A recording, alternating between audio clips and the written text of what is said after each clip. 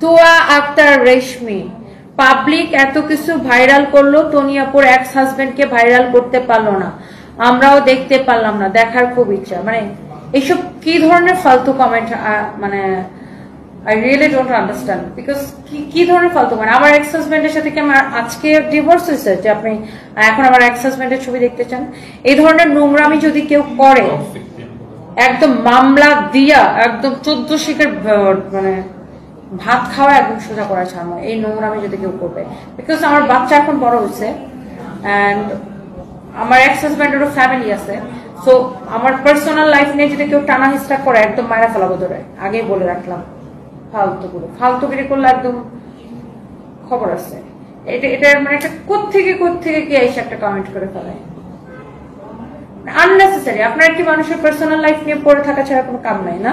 এটা আমি দেখছি টিকটকে অনেকে কমেন্টটা করছে, বুঝছো? আমি টিকটকে অনেকে বিভিন্ন জায়গায় কমেন্ট করছে, মানে ওয়াই